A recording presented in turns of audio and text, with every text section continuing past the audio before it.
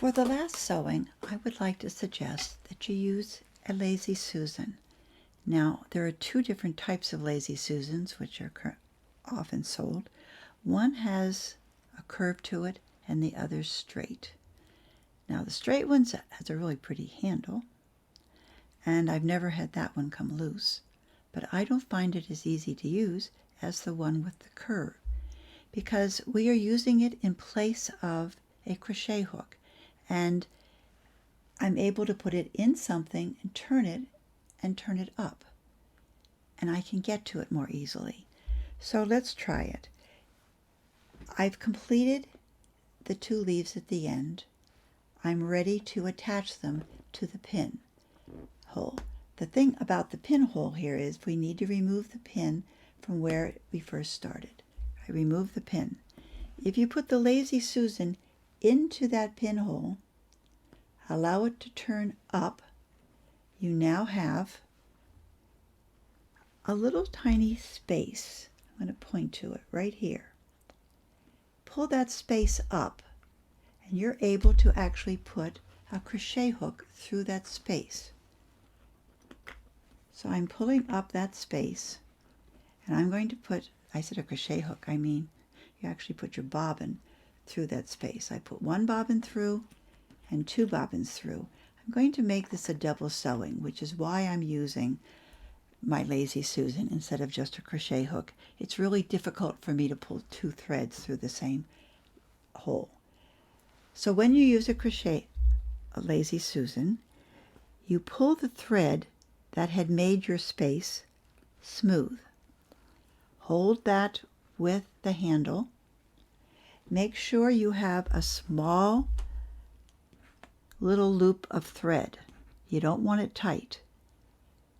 Pull the Lazy Susan up through. See how my little loop is getting smaller and smaller? Pulls up inside. I now have a loop of thread inside my Lazy Susan thread. So the Lazy Susan thread is just a doubled piece of thread which is placed into essentially a needle hole. I now have a loop here. This loop I can then remove my Lazy Susan from. Holding open that loop, I can place the other two bobbins inside that loop. 1, 2. And the first two have the loop. Here are the second two. Pull the second two that went through the loop taut, tight, straight, and allow your loop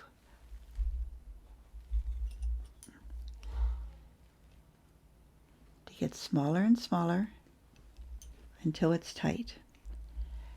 Now, if you just left it here, it would fall apart. So you've got to tie it and then hide the threads. I never tie the same two together because then they would just slip out. So if you tie the inner two with I call it a square knot, a granny knot, right over left, left over right, and the outer two with a square knot, you can then hide the ends inside the trail. I've tied the square knots, and I want to be able to hide the ends inside the trail. The easiest way I find to do that is to pick up one thread with my crochet hook that's in the trail and close to where I want it to be. With that one thread, I then put one of the threads that I want to hide underneath the crochet hook. I make a loop. The end of the pair is on the left, the loop is on the right. I place the other 3 threads in between those two.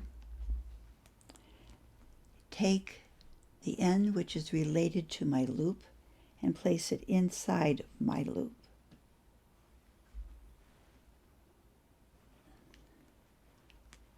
The bobbin goes inside the loop and pulls over the top. Hold all the other threads smooth and allow the loop to get smaller and hold them in place. Now, I never trust anything, so I always take this end and also tie it into a knot.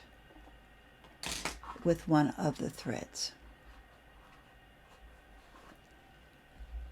So we can just say we will do it with this one. So we again do a granny knot, so it's right over left and under.